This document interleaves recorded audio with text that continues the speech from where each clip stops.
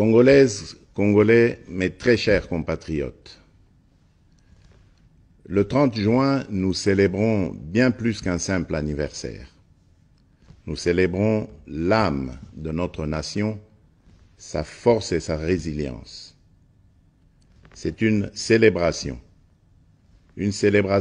de notre liberté chèrement acquise par le courage et les sacrifices consentis par les pères de notre indépendance qui ont combattu sans relâche les affres du colonialisme pour que nous puissions jouir de notre liberté et de notre souveraineté. C'est ici le lieu de rendre un hommage appuyé à leur bravoure, à leur détermination et à leur vision lumineuse pour un Congo uni, libre et prospère. Aujourd'hui, nous sommes 64 ans plus âgés, 64 ans plus forts, 64 fois plus déterminés à poursuivre l'œuvre de nos pères fondateurs. Le cheminement de notre nation nous renseigne que l'indépendance chèrement acquise est certes un choix délibéré de responsabilité, mais elle ne devient véritablement un acquis que lorsque nous en faisons un pari ambitieux, celui de la volonté inébranlable de tout un peuple d'aller toujours vers le progrès économique et social pour un bien-être durable. Elle est un combat continu qui exige notre unité, notre solidarité et notre engagement pour un avenir meilleur pour tous. Mes très chers compatriotes, cette commémoration est marquée cette année par l'installation effective des institutions de la République et des animateurs issus du 4e cycle électoral qui a connu pour la première fois la participation d'une partie de nos compatriotes vivant à l'étranger. Ce processus est appelé à s'étendre à l'ensemble de la diaspora congolaise à travers le monde. Je me réjouis de célébrer notre marche collective vers la consolidation de la démocratie et la promotion de l'état de droit dans notre nation. Il est crucial que nous reconnaissions l'importance de ces valeurs fondamentales pour assurer une société juste, équitable et prospère pour tous. Mes très chers compatriotes, le défi sécuritaire auquel nous sommes injustement confrontés est complexe et exige une réponse collective, courageuse et déterminée de notre part. En cette journée sacrée de notre indépendance, je ne peux passer sous silence la grave situation sécuritaire qui secoue notre pays. Ce qui se passe à Kanyabayonga, à Kaini, au village du sud de Lubero ainsi que dans les territoires de Rutshuru, de Nyiragongo et du Masisi, constitue une agression flagrante contre notre souveraineté nationale et la paix de notre peuple. En ma qualité de président de la République et commandant suprême des forces armées et de la police nationale, je tiens à vous assurer de ma détermination inébranlable à défendre l'ensemble de notre territoire et à rétablir la paix. Nos vaillants soldats sont en première ligne et ensemble, nous triompherons de cette agression injustifiée. À nos frères et sœurs de Kanyabayonga et des régions avoisinantes, je veux exprimer ma profonde solidarité et ma compassion face aux souffrances que vous endurez. Votre courage et votre résilience sont une source d'inspiration pour la nation tout entière.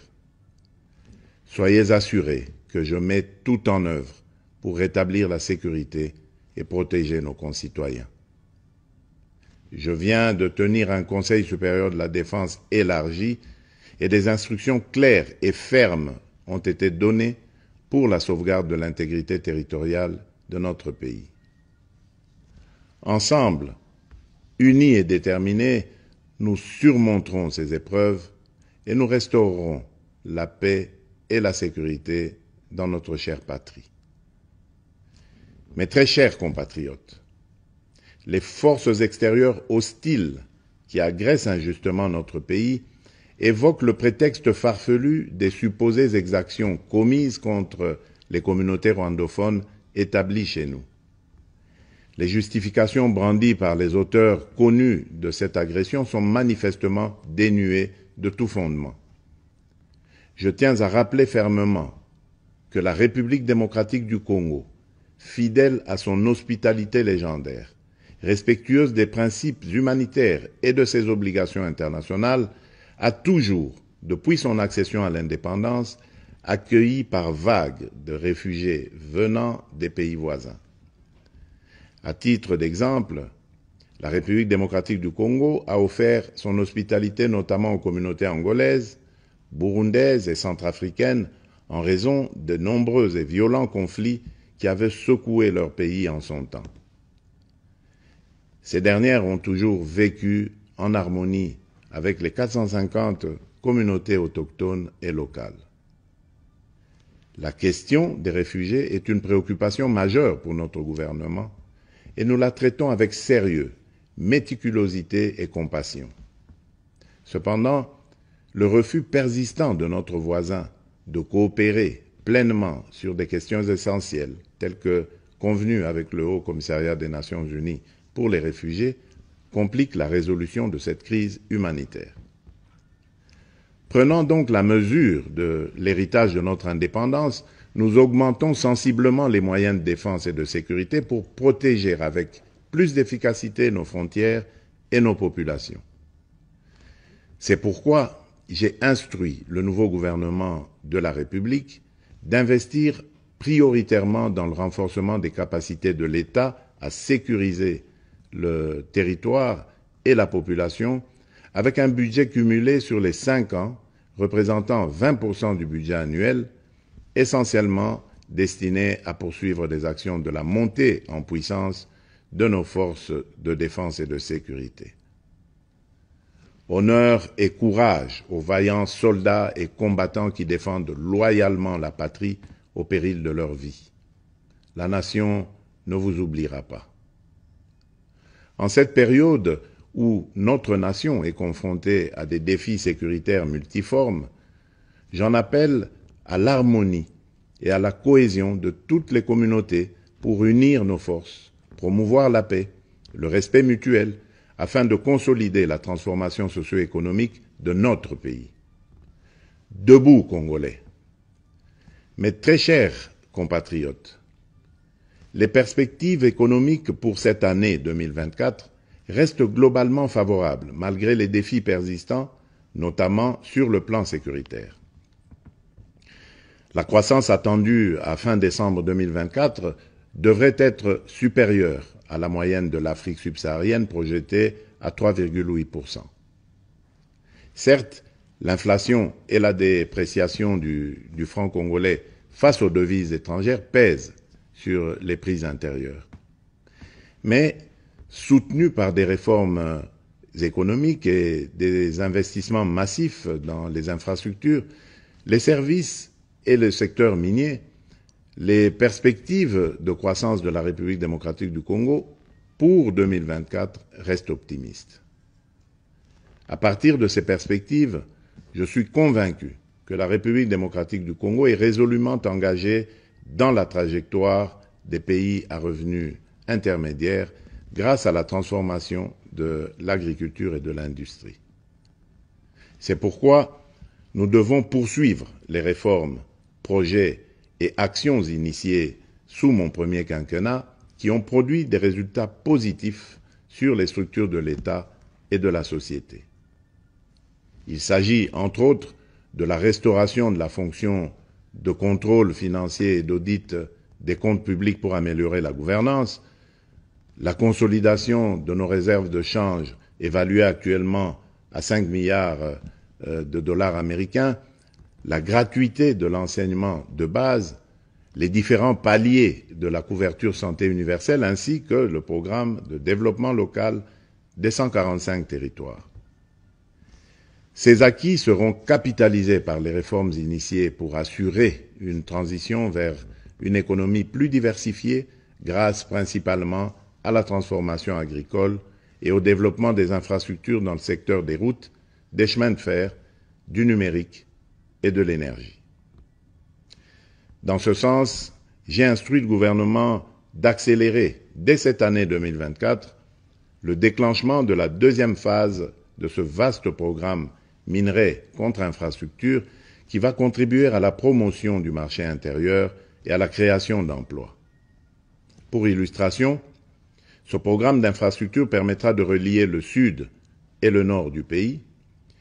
Cela va non seulement consolider notre réseau national de transport multimodal, mais aussi améliorer sensiblement la qualité de la communication à l'intérieur du pays.